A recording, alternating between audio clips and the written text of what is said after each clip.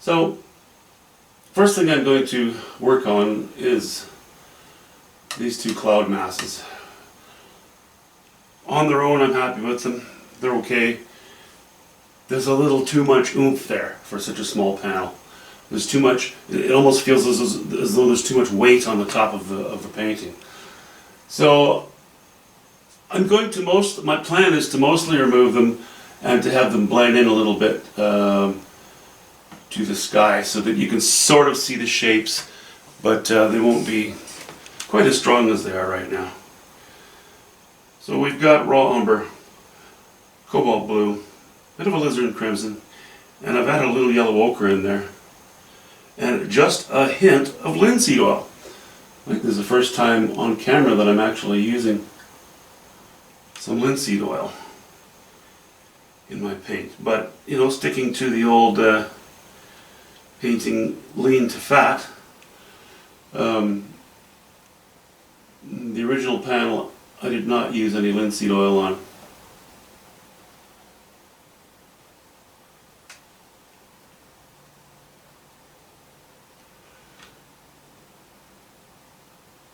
That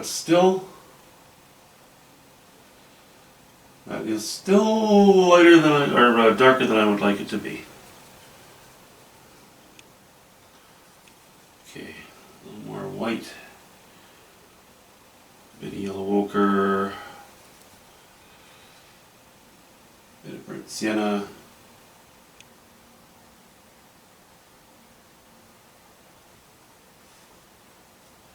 Or not burnt sienna. Alizarin crimson.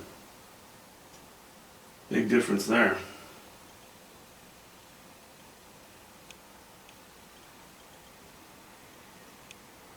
Yeah, that's going to work.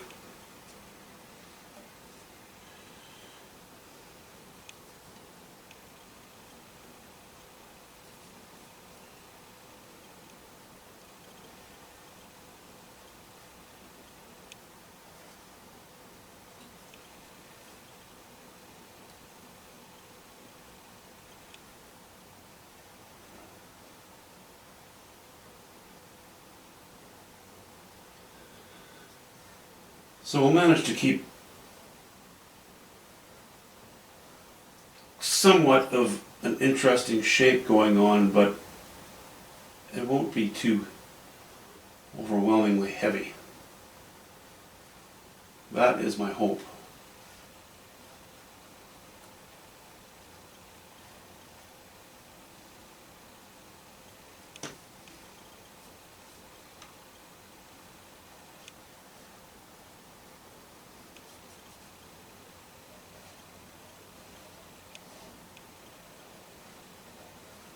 And it looks almost immediately as though we're heading in the right direction.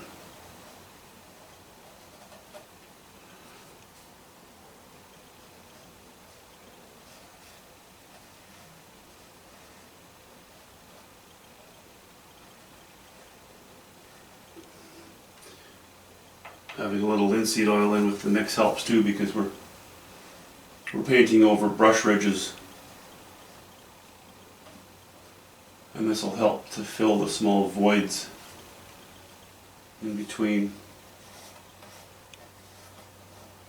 those ridges.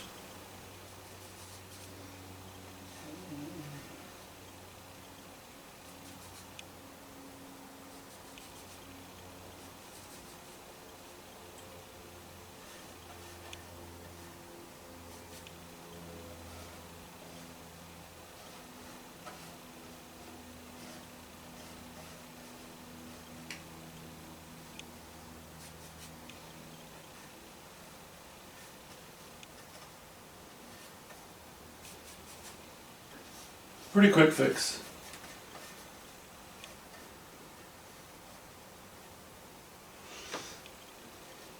Okay, having raised the value significantly, now I want to reintroduce the look of more direct brush strokes, and the only way to do that is to give it more direct brush strokes. I'm going to go a little lighter yet. Now I'm going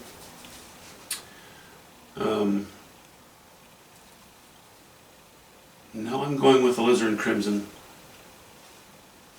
yellow ochre, and white. And wow, just a very, excuse me, a very small amount of cobalt blue.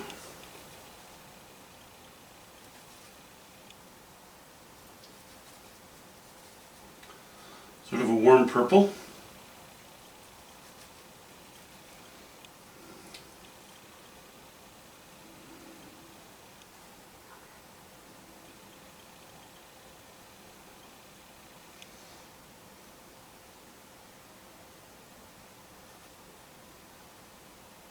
No. A little too warm. Not purpley enough.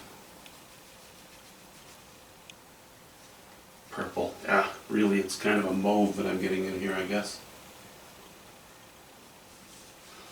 Okay. Now I'm just kind of, now I'm painting wet and wet. So I'm going to remove. I'm not going to wipe the paint off. I'm just going to absorb most of the oil from the paint that I have just put on there. Most of the pigment, as you will see, will remain behind.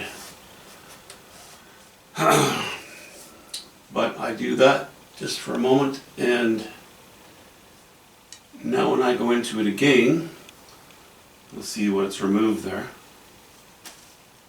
I'll be able to, there'll be a little more tooth again because that paint that's on there is a little bit drier.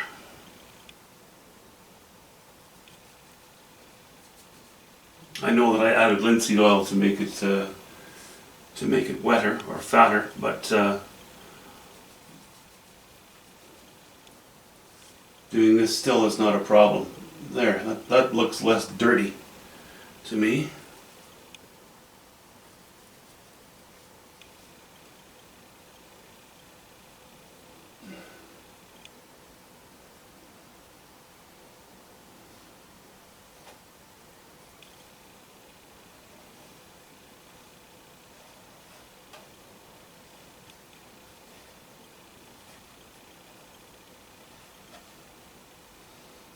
Those shapes are disappearing. Maybe that's okay. Maybe that's okay.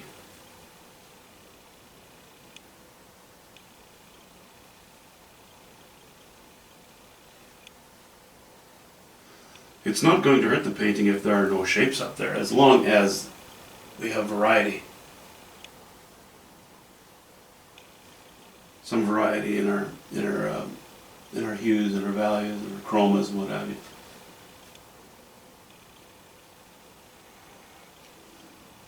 Yeah, I like that more.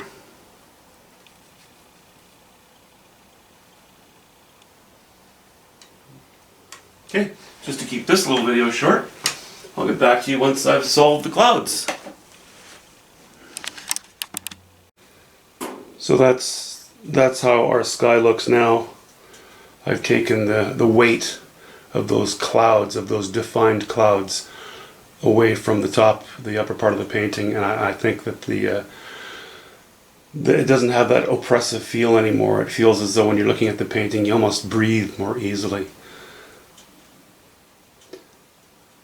Okay, now let me just back out a minute here because I just did a quick video, and in that quick video I did a terrible job of explaining something to you. So we'll try it again. When you're working with oil paints, and you're sort of partway done a painting, or you're finished a painting, for the first year, the bulk of the curing or oxidizing or drying of an oil painting takes place. After that, it's pretty impervious to too many problems, but during that first year, if you keep going back into your painting, you usually want to add a little bit of linseed oil. Thin off your paint with linseed oil, because then it makes it fatter, and you get a bit of intermingling with the chemicals in the new layer of paint, and the old layer of paint. After that first year, you don't get much of that anymore. After that, you don't have a chemical bond from your old paint or your old layer to new layer. You have really only a mechanical bond. So this, as I said, this panel is a couple years old. I still added a little bit of linseed oil to it, not for the chemical bond, only for the mechanical bond. This texture that's on here from the brush strokes that I had laid in previous were kind of bumpy. So if I went in just with thick oil paint to begin with, I would be trying to lay it on, and I'd end up having to scrub over the thing in order to get the new layer of paint to stick in those little divots and holes and pits that are left over from the first layer. So there's now you have a good mechanical bond because it's almost like a sanded surface. Once I've removed the varnish, it's a good surface to mechanically bond the new layer to the old layer. Okay, I think I did a little better job of that explanation that time. Anyway, so once I'd gone over it with my paint and a little bit of linseed oil, I had just gone over that, and then I took off the bulk of the oil with the toilet paper. Then over that, I've just gone straight paint into the sky, and I'm very happy with how the sky looks now. I'm probably next going to work in this area. I'm going to put something of interest in this distant shore to break up this line, this dark band of mostly ultramarine blue. There is some variety in there. It needs more. It needs a body. It needs an item, a shape or several shapes, I think, around here to help balance off what we have sitting here. I think that'll make the painting a lot more interesting. Okay.